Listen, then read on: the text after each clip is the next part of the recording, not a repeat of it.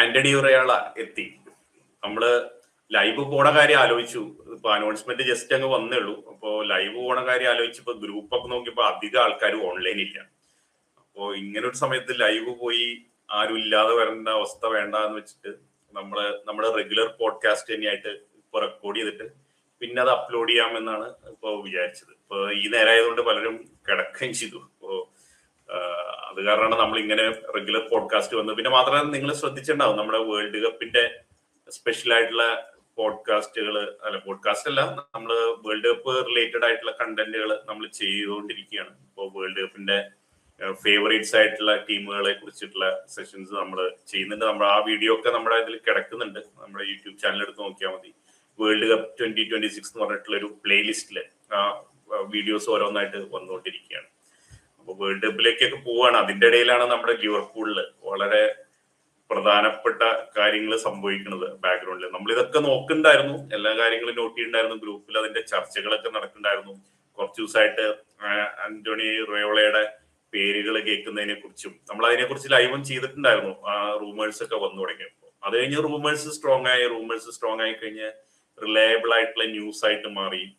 അത് കഴിഞ്ഞ് ഇന്നലെ വൈകുന്നേരം ഒക്കെ ആയപ്പോഴേക്കും ഫ്ലൈറ്റ് ട്രാക്ക് ചെയ്യുന്ന കാര്യവും, അത് കഴിഞ്ഞ് ആൻഫീൽഡിലേക്ക് വരുന്ന അല്ലെങ്കിൽ ആക്സ ട്രെയിനിങ് സെന്ററിലേക്കൊക്കെ വരുന്ന കാറിലെ ഫോട്ടോസും ഇന്റർവ്യൂസ്, പിക്ചേഴ്സ്, ലീൻ ചെയ്തിരിക്കുന്ന ഫോട്ടോ, ഇതൊക്കെ കൃത്യമായിട്ട് നമ്മുടെ ലിവർപൂൾ വെബ്സൈറ്റിലും അതുപോലെ ഇൻസ്റ്റാഗ്രാമിലും യൂട്യൂബിലൊക്കെ ഫ്ലഡ് ചെയ്യാൻ തുടങ്ങി തന്നെ. പക്ഷെ നമ്മളൊക്കെ ഉറങ്ങി തുടങ്ങിയ ഒരു സമയത്താണ് ഈ അനൗൺസ്മെന്റ്. നമ്മൾ പ്രതീക്ഷിച്ചിരുന്നു ഈ സമയത്ത് ആയിരിക്കും അനൗൺസ്മെന്റ് ഒക്കെ വരിക എന്നുള്ളത് പ്രതീക്ഷിച്ചിരുന്നു. അപ്പൊ എന്തായാലും ആന്റണി റയാള ഇപ്പോ ഒഫീഷ്യൽ ആയിരിക്കുകയാണ്. എന്താണ് ഫസ്റ്റ് തോട്ട്സ് ഓബിൻ?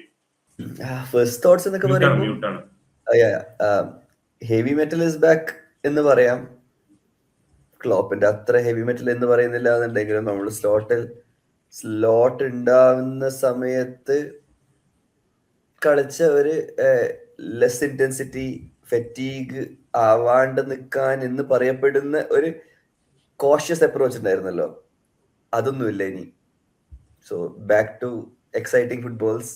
ആന്റണി റയോളയെ കുറിച്ച് ഒരുപാട് കാര്യങ്ങൾ എല്ലാവർക്കും അറിയുന്നുണ്ടാവില്ല. കാരണം പ്രത്യേകിച്ച് ലിവർപൂൾ ഫാൻസിന് കുറെയൊക്കെ പറഞ്ഞു തുടങ്ങിയിട്ടുണ്ടാവും. ഇപ്പോ നമ്മൾ ബോൺമത്തിന് എത്തിയ ശേഷമാണ് പ്രീമിയർ ലീഗ് ഒക്കെ ഫോളോ ചെയ്യുന്ന ഒരു റയോളയെ കുറിച്ച് അറിയുന്നത്. പക്ഷെ അതിനു മുമ്പ് തന്നെ വലിയൊരു ബാക്ക്ഗ്രൗണ്ട് ഉണ്ട്. ഫുട്ബോൾ കോച്ചിങ് ആയാലും ഫുട്ബോൾ പ്ലേയിങ് കരിയർ ആയാലും മാത്രമല്ല ജനിച്ച സ്ഥലം എന്നുള്ളതും ഒക്കെ ഒരു സ്പെഷ്യൽ ആയിട്ടുള്ളൊരു വ്യക്തി, ഒരു ഇൻഡിവിജ്വൽ ആയിട്ട് വരാനുള്ള സാഹചര്യങ്ങളാണ് അതിൽ ഉണ്ടായിട്ടുള്ളത്. അപ്പൊ നോക്കുകയാണെങ്കിൽ സ്പെയിനിലെ ബാസ്ക് കൺട്രി എന്ന് പറഞ്ഞ ആ പ്രദേശത്താണ് റയോള ജനിച്ചതും വളർന്നതും ഒക്കെ അവിടെയാണ്. അപ്പൊ അവിടെ എന്ന് വെച്ചാൽ ബാസ്ക് കൺട്രി സ്പെയിനിനെ അപേക്ഷിച്ച് നോക്കുമ്പോൾ, മറ്റു സ്ഥലങ്ങളെ അപേക്ഷിച്ച് നോക്കുമ്പോൾ ഒരു വളരെ ഡിഫറെന്റ് ആയിട്ടുള്ള ഒരു സ്ഥലമാണ്. വേണമെങ്കിൽ അത് ഇപ്പൊ ചില ഇതിലൊക്കെ കണ്ടു, ലിവർപൂൾ, ഇപ്പൊ ഇംഗ്ലണ്ടിലെ ലിവർപൂൾ എന്ന് പറയുന്നത് ഒരു ഡിഫറെന്റ് ആയിട്ടുള്ള ഒരു പ്ലേസ് ആണ്. അവിടെ വർക്കിംഗ് ക്ലാസ് ആയിട്ടുള്ള ആളുകളും ഒരു ഡിഫറെന്റ് പൊളിറ്റിക്സ്, ഡിഫറെന്റ് കൾച്ചർ, സ്കൗസ് എന്ന് പറഞ്ഞിട്ടുള്ള ഒരു ഡയലക്ട് തന്നെ, അല്ലെങ്കിൽ ഒരു ഭാഷ തന്നെ എന്നൊക്കെ പറയാം, സ്കൗസ് ലാംഗ്വേജ് എന്നൊക്കെ പറയാം. അങ്ങനെ ഉള്ള ഒരു സ്ഥലം പോലെ, അതുപോലെ തന്നെ ഒരു ഡിഫറെന്റ് ആയിട്ടുള്ള യുണീക്ക് ആയിട്ടുള്ള കൾച്ചർ ഒക്കെ ഉള്ള അത് ഒരു ബാക്ക്ഗ്രൗണ്ടാണ് ബാസ്ക് കൺട്രിയിലുള്ളത്. ബാസ്കില് അവിടെ അങ്ങനെയുള്ള ഒരു അറ്റ്മോസ്ഫിയറിലാണ് ജയിച്ചത്. അവിടെ ഈ പല കാര്യങ്ങളും ഉണ്ട്. ഇപ്പോ കൾച്ചർ എന്ന് പറഞ്ഞാൽ ഭക്ഷണവും ഒക്കെ ഡിഫറെന്റ് ആണ് സ്പെയിനിൽ നോക്കുമ്പോൾ. അപ്പൊ ഇങ്ങനെയുള്ള ഒരു കൾച്ചർ, ആ കുലിനറി കൾച്ചർ മാത്രമല്ല, അവിടെ ഒരു ഫുട്ബോളിംഗ് കൾച്ചർ തന്നെ ഉണ്ട്. അതാണ് അവിടുത്തെ ക്ലബ്ബ് തന്നെ പ്രത്യേകത. അത്ലറ്റിക് ബിൽബാവോ ആണ് അവിടുത്തെ ക്ലബ്ബ് വരുന്നത്. അത്ലറ്റിക് ബിൽബാവോ എന്ന് പറഞ്ഞാൽ അവിടെ ഒരു പ്രത്യേകത, അവിടെ ആ പ്രദേശത്ത് നിന്നുള്ള പ്ലേസ് മാത്രമേ അവിടെ കളിക്കുള്ളൂ.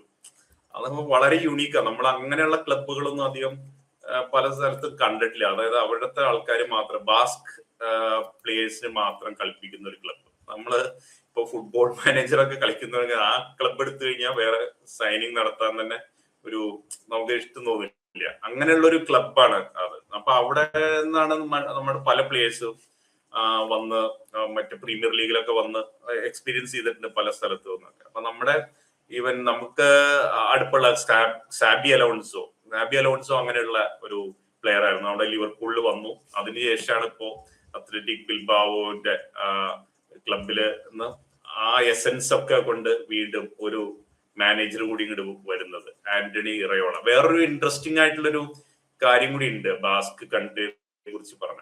ബാസ്ക് കൺട്രിയിൽ അവിടെ തന്നെയാണ് മറ്റേ സാബി അലോൺസ് മാത്രമല്ല മൈക്കിൾ ആർട്ടെറ്റയും ആ ഭാഗത്ത് നിന്ന് തന്നെയാണ് വന്നിട്ടുള്ളത്. അവിടെയാണ് കുട്ടിക്കാലൊക്കെ ഇവർ മൂന്നുപേരും ഒരുമിച്ചായിരുന്നു എന്നുള്ളതൊക്കെ പറയുന്നത്. മീൻസ് ഫുട്ബോൾ കളിക്കുന്ന സമയത്ത് ഫുട്ബോളില് ക്ലബില് അതുപോലെ സ്പാനിഷ് അണ്ടർ ടീമുകളിലും ഒക്കെ ഇവർ ഒരുമിച്ചുണ്ടായിരുന്നു. അപ്പൊ അങ്ങനെയുള്ള ഒരു കൾച്ചറിൽ നിന്നും ട്രഡീഷനിൽ നിന്നും ഒക്കെയാണ് വരുന്നത്. പിന്നെ മാത്രമല്ല BLC ആയിട്ടുള്ള ഒരു വലിയൊരു കണക്ഷനും കൂടി അതിന്റെ ഇടയിൽ ഇറയോളയ്ക്ക് വന്നു. എന്താണ് അതിൽ നിന്നൊക്കെ നമുക്ക് എന്ത് മനസ്സിലാക്കാം ആളെ കുറിച്ച്? ഇറയോള എന്നുള്ള വ്യക്തിയും ആളുടെ കോച്ചിങ് സ്റ്റൈലിനെ കുറിച്ച് എങ്ങനെയാ കാണുന്നത്? കോച്ചിങ് സ്റ്റൈലിലേക്ക് വരുന്നതിന് മുന്നേ ആദ്യം അവരെ എന്താ പറയുക പ്ലേയിങ് കരിയർ ഒരു ബാസ്ക് കൺട്രിയിൽ നിന്ന് വന്ന്, അതായത് സാബി അലോൺസോ അല്ലെങ്കിൽ മൈക്കൽ ആർട്ടേറ്റ, അങ്ങനെ പല പേരുകേട്ട പലരും, പല കോച്ചസ് അല്ലെങ്കിൽ പല പ്ലേയേഴ്സ്, നല്ല പ്ലേയേഴ്സ് എല്ലാം വരുന്ന ഒരു ബാസ്കറ്റ് ചെറിയൊരു ഇപ്പം അത്ലറ്റിക് ബിൽബാവിനെ സംബന്ധിച്ചോളം അവർക്ക് ബാസ്ക് പ്ലേയേഴ്സിന് മാത്രമേ അവർ കളിപ്പിക്കൂ. അപ്പൊ അത്രക്കും ടൈറ്റ് നിറ്റ് ആയിട്ടാണ് അവരെ ഫുട്ബോൾ കൾച്ചർ കൂടെ. അത് it's A part and parcel of the family, അല്ലെങ്കിൽ അവരെ ലൈഫ്. ഫുട്ബോൾ ആണ് ഞങ്ങളുടെ എല്ലാം എന്ന് പറയുന്ന ഒരു യുണീക് സെറ്റ് ഓഫ് പീപ്പിൾ ആണ് അവിടെ ഉള്ളത്. അതിലൂടെ വളർന്ന് ബിൽബാവിന് വേണ്ടി 500 കളിന് മുകളിൽ കളിച്ചു. എന്താ പറയാ, പലപ്പോഴും പല ക്ലബുകളിലേക്കും ട്രാൻസ്ഫർ റൂമേഴ്സ് നമ്മളിപ്പോ പലപ്പോഴും കേൾക്കാണ്ട് ബിൽബാവോ പ്ലേയേഴ്സിനെ അത്ര പെട്ടെന്നൊന്നും അവിടെ നിന്ന് പുറത്തെടുക്കാൻ പറ്റാറില്ലല്ലോ. അങ്ങനെ പല ക്ലബുകളെയും ഇൻക്ലൂഡിങ് ലിവർപൂൾ നമ്മൾ പണ്ട് ട്രൈ ചെയ്തിരുന്നു ആസ് എ പ്ലെയർ. അത് നടന്നില്ല. ഇപ്പൊ സൈൻ ചെയ്യുന്നു ആസ് എ മാനേജർ അല്ലെങ്കിൽ ആസ് എ കോച്ച്. സോ അവരുടെ കൾച്ചർ, ഫുട്ബോളിംഗ് കൾച്ചർ എന്നുള്ളത് ബോൾ പൊസിഷൻ കാലില് കിട്ടണം, കുറച്ച് എന്റർടൈനിങ് ആവണം കളികൾ. അവർക്ക് ട്രോഫി വേണ്ട എന്നൊന്നും പറയുന്നില്ല, പക്ഷെ the more important thing is make sure that it's entertaining to watch. ആ ഒരു ആസ്പെക്ട് അങ്ങനെ തന്നെ കൊണ്ടുവരുന്നുണ്ട് ഇറയോള. പിന്നെ BLCന്റെ അണ്ടറിൽ ഇപ്പം ശ്രീ പറഞ്ഞ പോലെ തന്നെ BLCന്റെ അണ്ടറിൽ ഉണ്ടായിരുന്നു. അതിന്റെ ഒരു ഇൻഫ്ലുവൻസ് ആ ഗെയിമിൽ കാണാനുണ്ട്. പലപ്പോഴും ഒരു 1 ഗോൾ അല്ലെങ്കിൽ 2 ഗോൾ ലീഡ് കിട്ടിയിട്ട്, അല്ലെങ്കിൽ 1 ഗോൾ ലീഡ് കിട്ടിയാൽ ലെറ്റ് സിറ്റ് ബാക്ക് അല്ലെങ്കിൽ സീ ഔട്ട് എന്നുള്ള ഒരു സ്റ്റൈലല്ല ഇരയോളൊക്കെ സംബന്ധിച്ചോളം. 90+3 ആണെന്നുണ്ടെങ്കിൽ പോലും if there is a chance to press, പോയി പ്രസ് ചെയ്യണം. You make sure that competitors അല്ലെങ്കിൽ opposition is not comfortable with the ball. അപ്പം അങ്ങനെയുള്ള ഒരു പ്ലേയിങ് സ്റ്റൈലിലേക്ക് വാർത്തെടുക്കാൻ ഇരയോളെ എവിടെയൊക്കെ പോയിട്ടുണ്ടോ അവിടെ നിന്നൊക്കെ ചെയ്തു നോക്കിയിട്ടുണ്ട്. നമ്മള് PL ഫാൻസിനെ സംബന്ധിച്ചോളം ബോൺമൂത്തിന്റെ കളി എന്നും എക്സൈറ്റിംഗ് ആണ് കാണാൻ. അതായത് നമ്മളെ ടോപ്പ് 6 അല്ലെ ടോപ്പ് 5 ഫുട്ബോൾ ക്ലബ്സിന്റെ കളിയില്ല എന്നുണ്ടെങ്കിൽ ഫസ്റ്റ് ചോയ്സ് ആയിട്ട് നമ്മൾ എല്ലാവരും പറയുന്ന okay let's go and watch Iraola football. അത് 2024 ക്ലോപ്പിന്റെ ഒരു ഇന്റർവ്യൂ ഉണ്ടായിരുന്നു. ഇറയോള വന്നിട്ട് ഫസ്റ്റ് ഹാഫ് സീസൺ കഴിഞ്ഞപ്പോൾ ജാനുവരി ട്രാൻസ്ഫർ വിൻഡോന്റെ ഏകദേശം ആ സമയമാകുമ്പോൾ ചോദിച്ചിരുന്നു എങ്ങനെയാണ് ഈ ഒരു മാനേജറിനെ കാണുന്നത് എന്നുള്ളത്. അപ്പോഴും ക്ലോപ്പ് തന്നെ പറയുന്നത് സോ ഗുഡ് ടു വാച്ച്. വന്നിട്ട് ഇപ്പം ബോൺമൂത്തിനെ പോലെ ഒരു ക്ലബ്ബ് എന്ന് പറയുമ്പം ഓരോ ട്രാൻസ്ഫർ വിൻഡോ ഓരോ സീസൺ കഴിയുമ്പോഴും ടീമിൽ പകുതി ആൾക്കാർ പോകും. അപ്പം അങ്ങനെ പോയാൽ പോലും രണ്ടാമത് റീബിൽഡിനോ ട്രാൻസിഷനോ ഉള്ള സിസ്റ്റം ഇല്ല അണ്ടർ ഇറയോള. പ്ലേയേഴ്സ് ആരായാലും this is how I want to play, ഈ ഒരു മോൾഡിലേക്ക് എത്തിക്കാൻ പറ്റുന്നുണ്ട്. സോ അതൊക്കെ ഒരു ക്ലിയർ ടാക്ടിക്കൽ ഐഡിയ ഉള്ളതുകൊണ്ടാണ്. അത് ഞാൻ എങ്ങനെ കളിക്കണം, ഓക്കെ എന്റെ പ്ലേയേഴ്സ് എന്താ പറയുക ഈ റൂട്ടിലാണ് പോകേണ്ടത്. പക്ഷെ ഒരു പെപ് ഗാർഡിയോള സ്റ്റൈൽ കൺട്രോൾ ഒന്നുമില്ല. അതായത് അത് ഇങ്ങനെ കളിക്കാൻ പാടുള്ളൂ. അതായത് ഇവിടെ ഒരാൾക്ക് ബോൾ കിട്ടുമ്പോൾ അടുത്ത പാസ് അവിടെ തന്നെ പോകണം എന്നില്ല, കുറച്ച് ഫ്രീഡം കൊടുക്കുന്നുണ്ട്. You can express yourself, പക്ഷെ it has to be under ഒരു ബ്രോഡർ ഗൈഡ് ലൈൻ. പ്രസ്സിംഗ് ആണ് നമ്മളുടെ മെയിൻ. പക്ഷെ ആ പ്രസ്സിംഗ് കിട്ടുകയാണെന്നുണ്ടെങ്കിൽ പ്രസ്സിംഗ് ഷുഡ് ബി എന്താ പറയാ നമ്മളിപ്പോ ഡാർവിൻ ന്യൂനസിനെ പോലെ പ്രസ് ചെയ്യരുത്. ബോൾ എവിടെങ്കിലും കണ്ടാൽ അവിടേക്ക് ഓടി പോരുത്. പക്ഷെ അതിന് പകരം കുറച്ചൊരു ഫോക്കസ്ഡ് ആയിട്ട് ഏതെങ്കിലും ട്രയാങ്കിൾസ് ആണെന്നുണ്ടെങ്കിൽ ആ ട്രയാങ്കിൾസിൽ പ്രസ് ചെയ്യാം. ഒരു ബോൾ അവിടെ ഉണ്ടെങ്കിൽ ലെഫ്റ്റ് ബാക്കിന്റെ കൈമിൽ ബോൾ ഉണ്ടെന്നുണ്ടെങ്കിൽ റൈറ്റ് ബാക്ക് അറ്റാക്ക് ചെയ്യണം. സ്ട്രൈക്കർ അല്ലെങ്കിൽ റൈറ്റ് ഫോർവേഡ് ഉണ്ടെങ്കിൽ റൈറ്റ് വിംഗർ റൈറ്റ് ഫോർവേഡ് ആണെന്നുണ്ടെങ്കിൽ അവർ അറ്റാക്ക് ചെയ്യണം. അവിടെ നിന്ന് അപ്പം പിന്നെ പാസിംഗ് ലൈൻസ് കട്ട് ചെയ്ത് കഴിഞ്ഞാൽ അടുത്ത ഓപ്ഷൻ എവിടെയാണെന്നുള്ളത് മിഡ്ഫീൽഡിൽ ഒരാൾക്ക് മനസ്സിലാക്കി അങ്ങോട്ടേക്ക് റൺ ചെയ്യണം. സോ റാദർ റാൻഡം കെയോട്ടിക് ഓർഡറിന് പകരം കുറച്ചുകൂടെ ഒരു സിസ്റ്റമാറ്റിക് ആയിട്ടുള്ള പ്രസ്. ഇങ്ങനെയാണ് യൂഷ്വലി നമ്മൾ ഇരയോളയുടെ ടീം കാണല്. നേരത്തെ ക്ലോപ്പിന്റെ കാര്യം പറഞ്ഞല്ലോ, ക്ലോപ്പിന്റെ ഒരു സ്റ്റൈലിന്റെ കാര്യത്തിലേക്ക് കൂടി കിടക്കാം. അപ്പോ പലരും ഓൺലൈൻ സർക്കിളിലൊക്കെ നമ്മുടെ ലിവർപൂൾ ഫാൻസ് ഒക്കെ ഡിസ്കസ് ചെയ്യുന്നത് ക്ലോപ്പിന്റെ പോലത്തെ ഒരു പ്രസ്സിംഗ് ആയിട്ട് വരികയാണെന്ന്. പക്ഷെ ഞാൻ മനസ്സിലാക്കുന്നത് ക്ലോപ്പിന്റെ പോലെ അല്ല, കുറച്ചും കൂടി ഡിഫറെന്റ് ആണ്. ക്ലോപ്പ് കുറച്ചും കൂടി തുടങ്ങിയ സമയത്ത്, ക്ലോപ്പ് വന്ന സമയത്ത് സിറ്റിക്കെതിരെയൊക്കെ നമ്മൾ കണ്ടിരുന്നത് ഇന്റൻസീവ് അഗ്രസീവ് പ്രസ്സിംഗ് ഒക്കെ ആയിരുന്നു. പിന്നെ അതൊന്ന് കുറച്ച് വ്യത്യാസം വന്നു, കുറച്ചും കൂടി കൺട്രോൾഡ് ആയിട്ടുള്ള പ്രസ്സിംഗ് ഇതിലേക്കൊക്കെ ആയിരുന്നു. കുറച്ച് കൺട്രോൾ, നമ്മൾ മിഡ്ഫീൽഡിൽ 3 മിഡ്ഫീൽഡേഴ്സ് ബ്ലോക്ക് ആക്കി വെച്ചിട്ട് അവരെ നിർത്തിയിട്ട് ബാക്കിയുള്ളവർ പ്രസ് ചെയ്യുന്ന ഒരു ഡിഫറെന്റ്, കുറച്ചും കൂടി കൺട്രോൾ ഉണ്ടായിരുന്നു. പക്ഷെ ഈ ബിഎൽസിയുടെ ഇൻഫ്ലുവൻസ് കൊണ്ടാണ് എനിക്ക് തോന്നുന്നത് ക്ലോപ്പിന്റെ സ്റ്റൈൽ ഓഫ് പ്രസ്സിങ്ങിനേക്കാളും ബിഎൽസിയുടെ സ്റ്റൈൽ ഓഫ് പ്രസ്സിങ്ങും ഫുട്ബോളാണ് കുറെ കൂടി ഇൻസ്പയർ ചെയ്തേക്കണേ ഈ ഇറയോളെ. കാരണം ബിഎൽസിയുടെ നമുക്കറിയാം ഹൈ ഇന്റൻസിറ്റി എന്ന് പറഞ്ഞാൽ ഹൈ ഇന്റൻസിറ്റി, ഓടുക എന്ന് പറഞ്ഞാൽ ഓടുക. അത് മാത്രമല്ല ക്ലോപ്പിന്റെ കുറെ കൂടി സെന്ററിൽ മാറിയിട്ടുള്ളത്, ഇത് കുറച്ചുകൂടി വെർട്ടിക്കലായിട്ട് നേരെ പോകുന്ന രീതിയിലാണ്. അതായത് ലൈൻസ് യൂസ് ചെയ്യും, ലൈനിന്റെ അടുത്ത് കൂടെ കുറെ കൊണ്ടുപോകുന്നതും ഒക്കെ. ആ ഹോൾ പിച്ച് യൂസ് ചെയ്തിട്ടുള്ള ഒരു പെട്ടെന്ന് പന്ത് ഫ്രണ്ടിലേക്ക് കൊണ്ടുപോകാനുള്ള ഒരു അപ്രോച്ചും കൂടി ഇതിന്റെ ഭാഗമാണ്. ഇത് തന്നെയാണ് മറ്റേ ബിഎൽസിയുടെ ഒരു സ്റ്റൈൽ. അപ്പോ ഞാൻ പറയുകയാണെങ്കിൽ ക്ലോപ്പിന്റെ ഒരു സ്റ്റൈൽ ആയിരിക്കില്ല, കുറച്ചും കൂടി അഗ്രസീവ് ആയിട്ടുള്ള ഒരു പ്രസ്സിങ്ങും അഗ്രസീവ് ആയിട്ടുള്ള ഒരു അപ്രോച്ചും ആയിരിക്കാം ഇറയോളയുടെ എന്ന് തോന്നുന്നു. അപ്പൊ ഒരു ക്ലോപ്പിന്റെ ഒരു ഡിഫറെന്റ് വേർഷൻ, അല്ലെങ്കിൽ ബിഎൽസിയുടെ കുറച്ചും കൂടി ഒരു മോഡേൺ ആയിട്ടുള്ള വേർഷൻ ആയിരിക്കാം ഇറയോള. അതെന്താ തോന്നുന്നത്? ഈവൻ കോച്ചിങ് സ്റ്റാർട്ടിങ്, അത് ഇരയോളയുടെ കോച്ചിങ് കരിയർ വെച്ച് നോക്കുകയാണെന്നുണ്ടെങ്കിൽ ആദ്യം സെക്കൻഡ് ഡിവിഷനിൽ എങ്ങാനുമായിരുന്നു സ്റ്റാർട്ട് ചെയ്തത്. അവിടുന്ന് ഡയറക്ട്ലി ഫസ്റ്റ് സീസൺ തന്നെ പ്രൊമോഷൻ കിട്ടി. അത് കഴിഞ്ഞ് പിന്നെ അവിടുന്ന് റയ വലക്കാനയിലൊക്കെ എങ്ങനെയാണ് പോയത്. അവിടുന്നാണ് ലീഡ്സിലേക്ക് വീണ്ടും ഒരു കോള് വന്നത്. എന്നിട്ട് ഇല്ല, എനിക്ക് കുറച്ചുകൂടെ ചെയ്യാനുണ്ട്, 2-3 സീസൺ. അങ്ങനെയാണ് യൂഷ്വലി എല്ലാ കോൺട്രാക്റ്റും എടുക്കാറ്. ഇവിടെയും 2 വർഷത്തേക്കാണ് സൈൻ ചെയ്തതെന്നാണ് എന്റെ വിശ്വാസം. അപ്പോ 2 വർഷം അല്ല മാക്സിമം 3 വർഷം കോൺട്രാക്ട് സൈൻ ചെയ്യും. കംഫർട്ടബിൾ ആണെന്നുണ്ടെങ്കിൽ മാത്രമേ കണ്ടിന്യൂ ചെയ്യൂ എന്നുള്ളത്. ബോൺമൂത്തിൽ നമ്മൾ കണ്ടിരുന്നു 2 ഇയർ സൈൻ ചെയ്തു, അത് കഴിഞ്ഞ് പിന്നെ 1 ഇയർ എക്സ്റ്റൻഷൻ.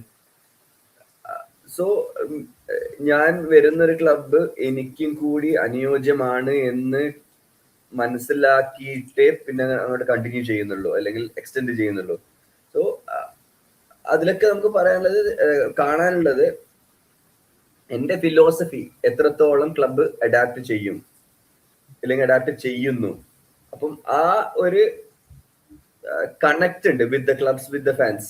അത് പ്ലേയേഴ്സ് ആയാലും ഫാൻസ് ആയാലും അല്ലെങ്കിൽ ഈവൻ മാനേജ്മെന്റ് ആയാലും എല്ലാവരും ഒരു റൂട്ടിലേക്കാണ് പോകുന്നത് എന്ന് ഒരു നിർബന്ധമുണ്ട്. ഇല്ലെങ്കിൽ നിങ്ങൾ ഇങ്ങനെ കളിക്കണം എന്ന് പറഞ്ഞു, പ്ലേയേഴ്സിന് അങ്ങനെ കളിക്കണം എന്ന് പറഞ്ഞു, ഞാൻ വേറെ പറയുന്നു, അതൊന്നുമില്ല. It has to be everybody in one go. നമ്മളിപ്പോ ക്ലോപ്പിലൊക്കെ കണ്ടിരുന്നു അത്. അഗൈൻ ഇരയോള ടു ക്ലോപ്പ് ഒന്നും കമ്പയർ ചെയ്യുന്നില്ല, but everybody in the entire ആ ഒരു food chain, top to bottom എല്ലാവരും ഒരു ആംഗിളിൽ മുന്നോട്ട് പോകണം. ഒരു പാത്ത് എല്ലാവരും ഈ ഒരു ലൈഫ്, വേ ഓഫ് ലൈഫ്, അല്ലെങ്കിൽ വേ ഓഫ് ഫുട്ബോൾ ആയാലും വേ ഓഫ് ലൈഫ് ആയാലും ഇങ്ങനെ പോകണം എന്നുള്ള ഒരു നിർബന്ധം ഇരയോളൊക്കെ ഉണ്ട്. ഇതുവരെ പോയോടത്തെല്ലാം he was the underdog. എല്ലാം ഒരു എന്താ പറയാ, റെലിഗേറ്റഡ് ടീം ഇല്ലെങ്കിൽ ജസ്റ്റ് റെലിഗേഷൻ എസ്കേപ്പ് ചെയ്യുന്ന ടീം. പക്ഷെ ആ പടിപടിയായിട്ടാണ് മേലോട്ട് വന്നിട്ടുള്ളത്. ആദ്യം സെക്കൻഡ് ഡിവിഷൻ എടുത്തു, അവരെ പ്രൊമോട്ട് ചെയ്യിച്ചു. അത് കഴിഞ്ഞ് എന്താ പറയാ, അവിടെ ഉള്ള റെലിഗേഷൻ ബാറ്റിലുള്ള ഒരു ടീമിനെ എടുത്തു, അവരെ മേലോട്ടേക്കാക്കി. അത് കഴിഞ്ഞ് വന്ന നെക്സ്റ്റ് സ്റ്റെപ്പാണ് ബോൺമോത്ത് വന്നപ്പോൾ കുറച്ചുകൂടെ ഒരു മിഡ് ടേബിൾ ടീമായിരുന്നു. ആ മിഡ് ടേബിൾ ടീമിനെ ഇപ്പം ഒരു യൂറോപ്പ ലീഗിലേക്ക് എത്തിച്ചു. എവിടെ ഏത് സെറ്റ് ഓഫ് ക്ലബ്സ് ആണ് കോച്ച് മാനേജ് ചെയ്തിട്ടുണ്ടെങ്കിലും അവിടെയൊക്കെ അവരെ അതിന് മേലേക്ക് അവരെ കൊണ്ടുവരാൻ പറ്റിയിട്ടുണ്ട്.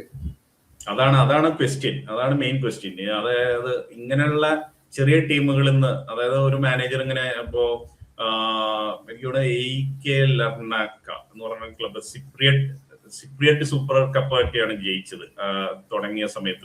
പിന്നെ റയോ വല്ലക്കാനോ സ്റ്റിന്റ് ഉണ്ടായിരുന്നു, മിറാൻഡസ് എന്ന് പറഞ്ഞ ക്ലബിൽ ഉണ്ടായിരുന്നു. അങ്ങനെ അതൊക്കെ കഴിഞ്ഞിട്ട് ബോൺമത്തിൽ വന്ന് ബോൺമത്തിനെ അവരുടെ രീതിയിൽ നോക്കിയ സക്സസ്ഫുൾ ആക്കി എന്ന് മാത്രമല്ല, അതായത് യൂഷ്വലി ഇപ്പൊ നമുക്കറിയാം ക്ലോപ്പിന്റെ ഒക്കെ ഒരു ടീം ഉണ്ടായിരുന്ന സമയത്ത് ഈ പ്രസിംഗ് ഫുട്ബോൾ ഒക്കെ കളിച്ച് സെക്കൻഡ് ഹാഫ് ഒക്കെ ആകുമ്പോൾ അവസാനമൊക്കെ ആകുമ്പോൾ ടയേർഡായി വരുന്ന ഒരു രീതിയിലേക്കാണ് പ്ലേയേഴ്സ് ഒക്കെ പോവുക. നമ്മൾ ചിലപ്പോ ഒന്ന് തളരാറാണ്. പക്ഷെ നമ്മള് ലീഗ് സിറ്റി ഒക്കെ ആയിട്ട് കട്ടക്ക് നിന്ന സമയത്ത് നമുക്ക് അങ്ങനെ പ്രശ്നമൊന്നും ഉണ്ടായില്ല, അങ്ങനെ പോവായിരുന്നു. പക്ഷെ ഇവിടെ ഒരു ചെറിയ ടീമായിട്ടുള്ള ബോൺമത്തിനെ, ഒരു മിഡ് ടേബിൾ എന്നൊക്കെ പറയാവുന്ന ടീമായിട്ടുള്ള ബോൺമത്തിന്റെ വെച്ച് സീസൺ എൻഡ് ചെയ്യുന്ന സമയത്ത് കഴിഞ്ഞ സീസണിൽ 18 മാച്ച് ആണ് പ്രീമിയർ ലീഗിൽ അൺബീറ്റൺ ആയിട്ട് പോയത്. അതായത് ഇത്രയും പ്രസിംഗ് ഫുട്ബോളൊക്കെ കളിച്ചിട്ടും അങ്ങനെ ഒരു ഇതിലേക്ക്. അപ്പൊ ബോൺമത്തിനെ എത്രത്തോളം എത്തിക്കാൻ പറ്റുമോ, എത്രത്തോളം ഹൈറ്റിലേക്ക് എത്തിക്കാൻ പറ്റുമോ അത് എത്തിച്ചു.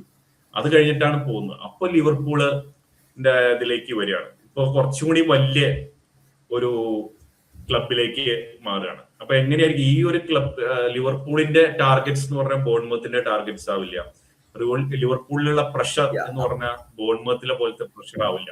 അപ്പൊ ഇതൊക്കെ എങ്ങനെ ഹാൻഡിൽ ചെയ്യാൻ പറ്റും എന്നുള്ളതാണ് ഒരു ക്വസ്റ്റ്യൻ. എന്താണ് ഫീൽ ചെയ്യണത്? ഇത് ഇറയോളയ്ക്ക് മുന്നോട്ട് എങ്ങനെയായിരിക്കും?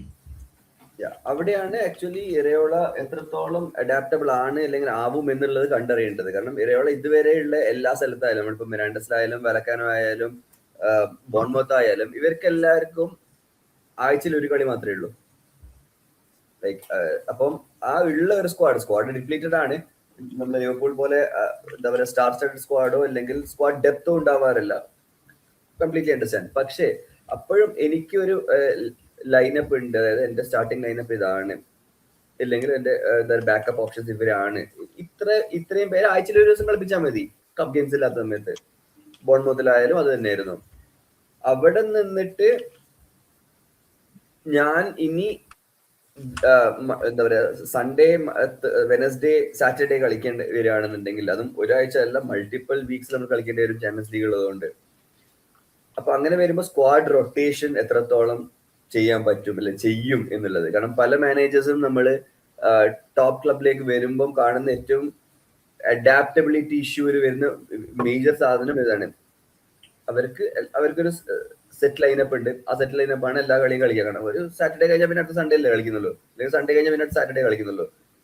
ഇവിടെ ഇപ്പം എവറി ത്രീ ഡേയ്സ് ഗെയിം വരുമ്പോൾ ആരെ ഞാൻ സബ് ആക്കും, എങ്ങനെ ഞാൻ അവരെ ഹാപ്പി ആയി നിർത്തിക്കും, ആ ഒരു പാർട്ടാണ് it would be more challenging for Iraola. കാരണം ഇവിടെ വെക്കുന്നതാണ് ഇപ്പം വാൻഡൈക്ക് ആണെങ്കിൽ വാൻഡൈക്ക് 34 ഉണ്ടാവും.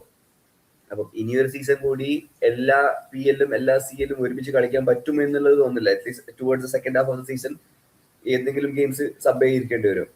അപ്പോൾ ഹൗ ഡു ഐ ചൂസ് ഏത് കളി സബ്ബാക്കണം, അല്ലെങ്കിൽ എങ്ങനെ ഞാൻ ഈ ഒരു എൻറ്റയർ ടീമിനെ ഹാപ്പി ആയിട്ട് മുന്നോട്ട് കൊണ്ടുപോകണം. ഇങ്ങനെയുള്ള കുറച്ച് ഡിസിഷൻസ് ചെയ്യാൻ പറ്റുമെന്നുള്ളത് നമ്മൾ വിചാരിക്കാൻ വേണം. ഹോപ്പ്ഫുള്ളി ആ ഒരു പോസിറ്റീവ് സ്റ്റാർട്ട് കിട്ടുകയാണെന്നുണ്ടെങ്കിൽ നമ്മൾ സ്ലോട്ടിന്റെ ഫസ്റ്റ് സീസൺ കണ്ട പോലെ ഇഫ് എവരിതിങ് ഇസ് പോസിറ്റീവ് അതങ്ങനെ തന്നെ പോകും. ഇപ്പം അവിടെയാണ് I have a reservation on Iraola. പക്ഷെ ഇറയോള എന്നുള്ളതല്ല, ഏതൊരു മാനേജർ ആ ഒരു ടോപ്പ് ടിയറിലേക്ക് ആദ്യമായിട്ടല്ലേ ടോപ്പ് ടിയറിലേക്ക് മാനേജ് ചെയ്യുന്നല്ലേ. അപ്പം ആ ഒരു സ്ട്രഗിൾ ഉണ്ടാവാൻ ചാൻസ് ഉണ്ട്. ഹോപ്പ്ഫുള്ളി നമ്മളെ ഫാൻസ് ആയതുകൊണ്ട് definitely give a season or two ഒരു പേഷ്യൻസ് വെച്ചിട്ട് നമ്മൾ വിൽ ഡെഫിനറ്റ്ലി സപ്പോർട്ട് ചെയ്യും. അത് കണ്ടിന്യൂ ചെയ്യുകയാണെന്നുണ്ടെങ്കിൽ അവിടെയാണ് ഞാൻ കാണുന്നിടത്തോളം ഒരു ചാലഞ്ച് വരാനുള്ളത് ഇറയോളക്ക്. But on a plus side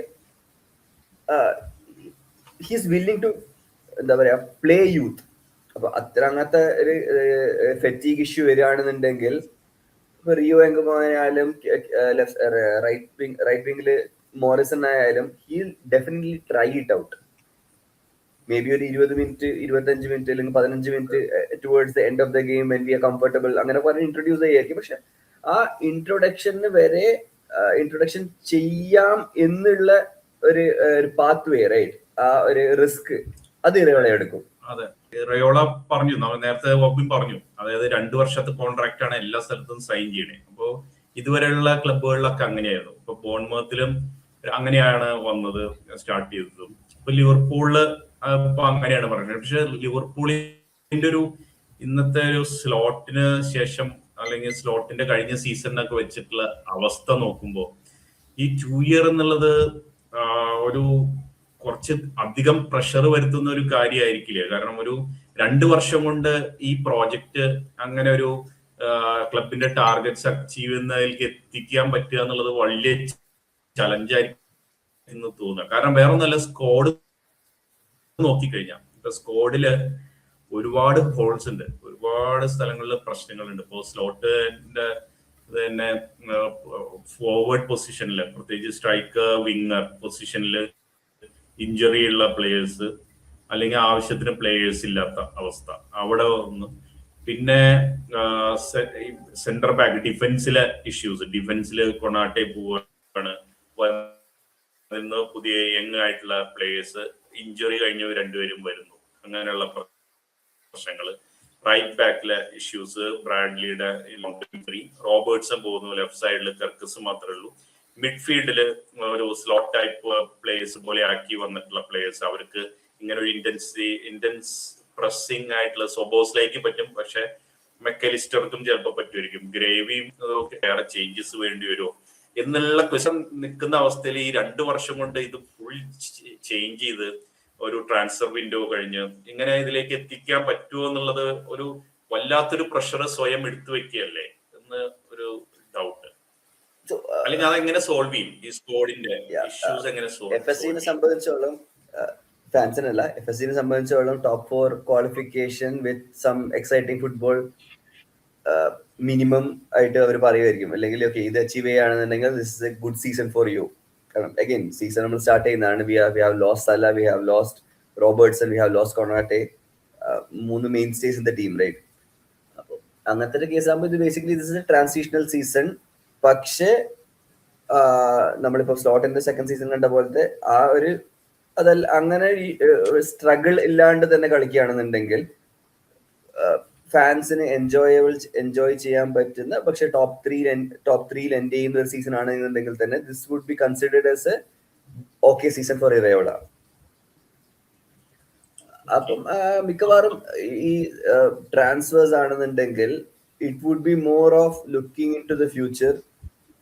so ഒരു അറൌണ്ട് 22 to 25 റേഞ്ചിലുള്ള ഒരു CB, ഒരു മിഡ്ഫീൽഡർ.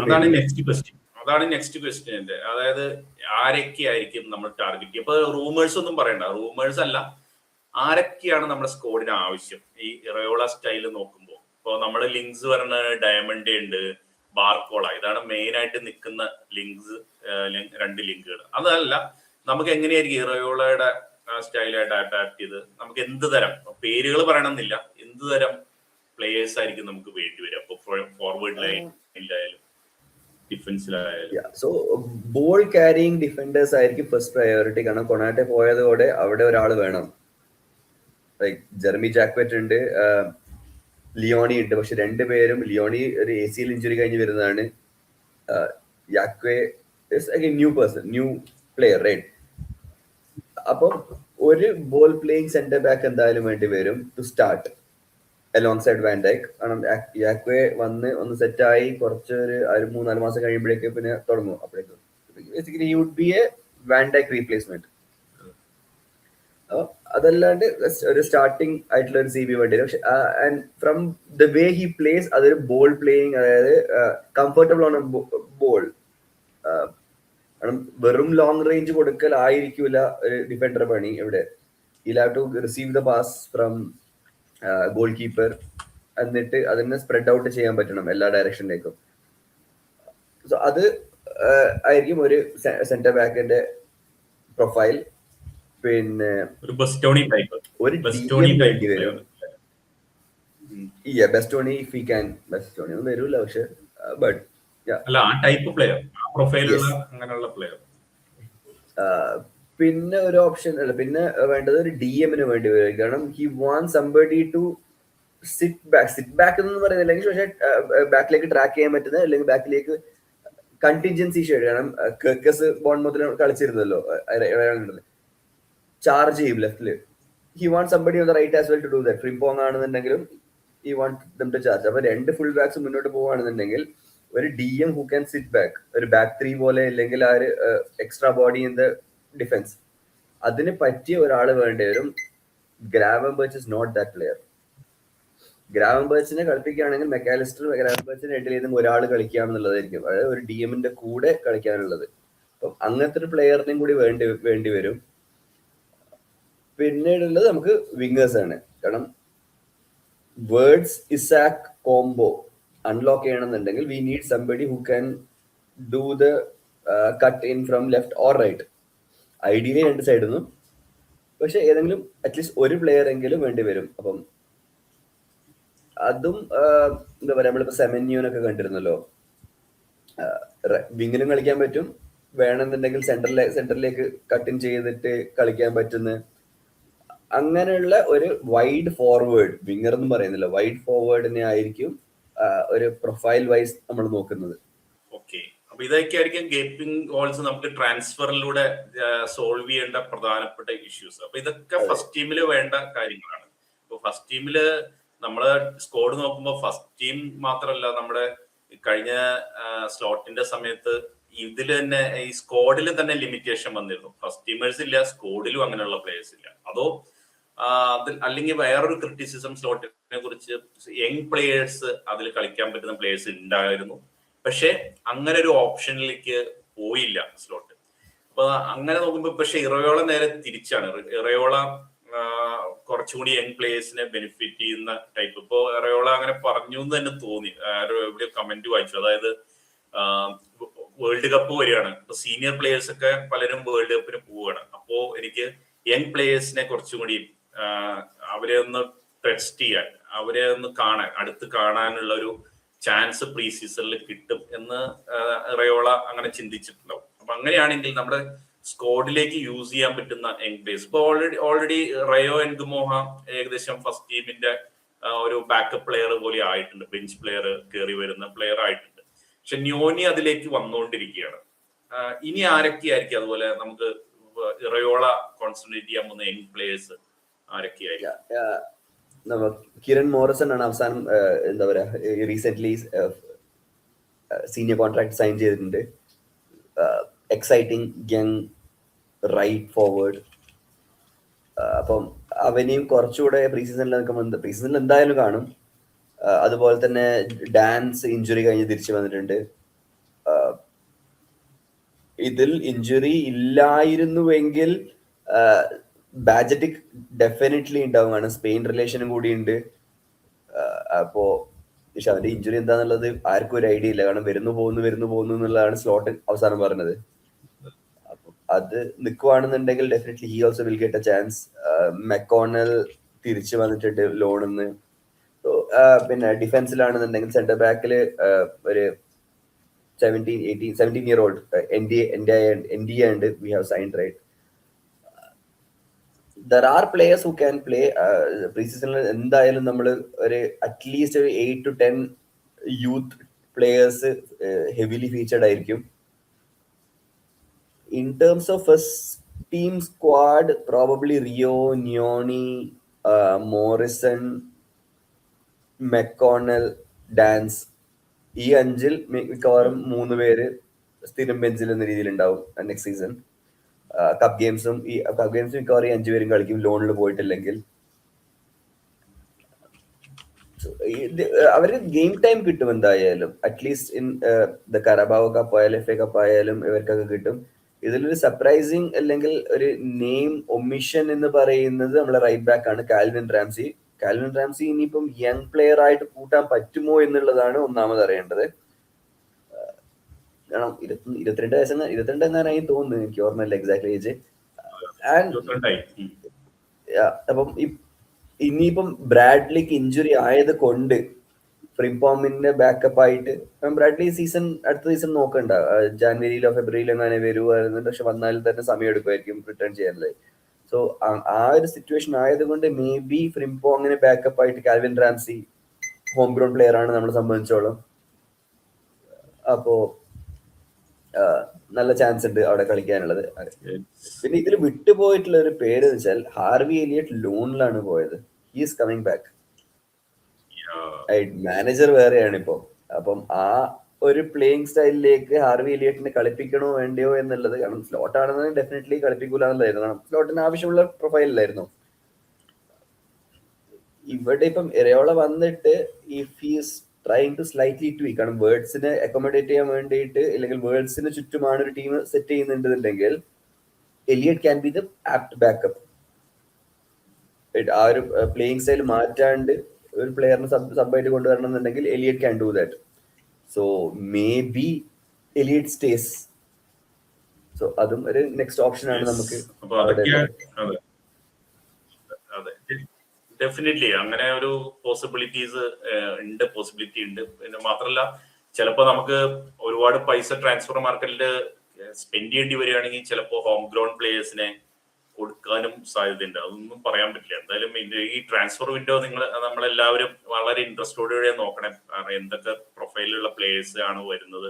ഇപ്പോഴുള്ള റൂമേഴ്സ് ഒന്നും നോക്കണം. ചിലപ്പോൾ ഇതൊന്നും അല്ലാതെ നമ്മൾ റൂമേഴ്സിലൊന്നും കാണാത്ത പല പേരുകളും ചിലപ്പോൾ ഇതിൽ കയറി വന്നു എന്ന് വരാം. എന്തായാലും ഇറയോളയും ഹ്യൂക്സും കൂടി അതിന്റെ ഡിസ്കഷനൊക്കെ തുടങ്ങിയിട്ട് ഇനി അതിലേക്ക് പോകുന്നുണ്ടാവുള്ളൂ. അല്ലാതെ ഈ റൂമേഴ്സ് ഒന്നും ഞാനതങ്ങനെ മുഖവിലേക്ക് എടുക്കുന്നില്ല. കുറച്ച് ബാർക്കോളയുടെ ഒക്കെ ഏജന്റ് ആൾക്ക് മൂവ് നോക്കുന്നതൊക്കെയാണെന്ന് എനിക്ക് ഫീൽ ചെയ്യുന്നുണ്ട്. അങ്ങനെയുള്ള കാര്യങ്ങളൊക്കെ ഉണ്ട്. എനിവേ റയോള ഇപ്പോ വന്നു. ഇനിയിപ്പോ കുറച്ച് ദിവസം കൊണ്ട് നമുക്ക് ഈ ദിവസങ്ങൾ കൊണ്ട് ബാക്കിയുള്ള കൂടുതൽ ഡീറ്റെയിൽസ്, കൂടുതൽ റൂമേഴ്സ് ഒക്കെ വരാം.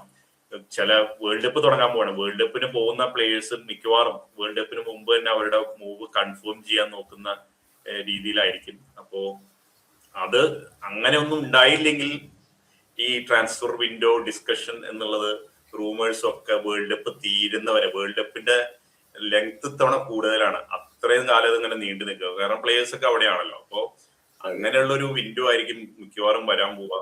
അതിന്റെ ഇടയിൽ തന്നെ നമ്മുടെ പ്രീ സീസൺ അത് കഴിയുമ്പോൾ, വേൾഡ് കപ്പ് കഴിയുമ്പോഴേക്കും പ്രീ സീസണിന്റെ കാര്യങ്ങൾക്ക് തുടങ്ങും. പ്രീ സീസണിൽ നമുക്ക് ഏതൊക്കെ യങ്സ്റ്റേഴ്സ് ആണ് ഈ നമ്മൾ പറഞ്ഞ പേരുകളും അല്ലാത്ത പേരുകളും ഒക്കെ ആയിട്ടുള്ള ആരൊക്കെയാണ് കളിക്കാൻ വരിക. അപ്പൊ ലൂയിസ് കോമസും ഇതുപോലെ ഹൾ സിറ്റിയിൽ ഉണ്ടായിരുന്നു ലോണിൽ. അധികം കളിച്ചിട്ടില്ല, പക്ഷെ കളിക്കുമ്പോൾ നന്നായിട്ട് കളിച്ചിട്ടുണ്ട്. കഴിഞ്ഞ ദിവസം ഇന്റർനാഷണൽ ഇതില് ഫ്രണ്ട്ലിയില് ഗോൾ അടിച്ചു ഒക്കെ ചെയ്തിരുന്നു. എന്തായാലും നമുക്ക് നോക്കാം. എന്തായാലും ലിവർപൂൾ ഫാൻസിൻ എല്ലാവരും എക്സൈറ്റഡ് ആണ്. ഞാനും എക്സൈറ്റഡ് ആണ്. FSG വളരെ നല്ലൊരു ഡിസിഷൻ എടുത്തു എന്നുള്ളതാണ് ഞാൻ കമന്റ്സ് കണ്ടു. ഞാൻ സ്ലോട്ടിനെ ഭയങ്കരമായിട്ട് ഡിഫെൻഡ് ചെയ്ത് ഒറ്റയടിക്ക് സ്ലോട്ടിനെ തള്ളി പറഞ്ഞു. ഇറയോളെ എടുത്തു എന്ന് ഇറയോളെ കുറിച്ച് പൂഴ്ത്തി പറഞ്ഞു. അങ്ങനെയില്ല. ഞാൻ സ്ലോട്ടിനെ ബാക്ക് ചെയ്തു എന്ന് പറഞ്ഞാൽ FSG ഒരു പ്ലാനിനനുസരിച്ച് സ്ലോട്ടിനെ എടുത്തു. അതുകൊണ്ട് സ്ലോട്ടിന്റെ ചെയ്യുന്ന കാര്യങ്ങൾ അല്ലെങ്കിൽ FSGയുടെ പ്ലാൻ കറക്റ്റ് ആയിട്ട് പോകും എന്നുള്ള പ്രതീക്ഷയിൽ ഞാൻ പറഞ്ഞ. പക്ഷെ FSG തന്നെ ഇത് കറക്റ്റ് ചെയ്തു. മിസ്റ്റേക്സ് കറക്റ്റ് ചെയ്യുക എന്നുള്ളതാണല്ലോ ഏറ്റവും പ്രധാനപ്പെട്ടത്. അങ്ങനെയാണ് റയോളയിലേക്ക് എത്തിയിട്ടുള്ളത്. അപ്പൊ അതിലും ഞാൻ ആരാണോ ലിവർപൂളിന്റെ ജേഴ്സി ഇട്ട അല്ലെങ്കിൽ ലിവർപൂളിനെ റെപ്രസെന്റ് ചെയ്ത ആരാണോ അവര് ഞാൻ എപ്പോഴും ബാക്ക് ചെയ്തോണ്ടിരിക്കുക. അതാണ് എന്റെ പൊളിറ്റിക്സ്. അത്രേ ഉള്ളൂ. അല്ലാതെ എനിക്ക് അങ്ങനെ വ്യക്തിപരമായ ആരോടും ഇഷ്ടക്കുറവോ ഇഷ്ടക്കേടോ അങ്ങനെയൊന്നുമില്ല. എന്തായാലും ഫൈനൽ തോട്ട്സ് എന്തെങ്കിലും പറഞ്ഞാൽ നമുക്ക് അതൊക്കെ വൈൻഡ് അപ്പ് ചെയ്യാം. കാര്യം ഇനി അടുത്ത ദിവസങ്ങളിൽ കൂടുതൽ കാര്യങ്ങൾ വരും. അപ്പൊ നമ്മൾ എന്തായാലും ലൈവ് ഒക്കെ വരാൻ സാധിക്കുന്ന സമയത്ത് ലൈവ് വരികയും ചെയ്യും. Anyways entertaining football is back. Score എന്താണെന്ന് അറിയില്ലെങ്കിലും പലർക്കും കണ്ടിഷ്ടപ്പെടാനുള്ള ഫുട്ബോൾ തിരിച്ചു വന്നതിൽ സന്തോഷം. Let's see how it goes.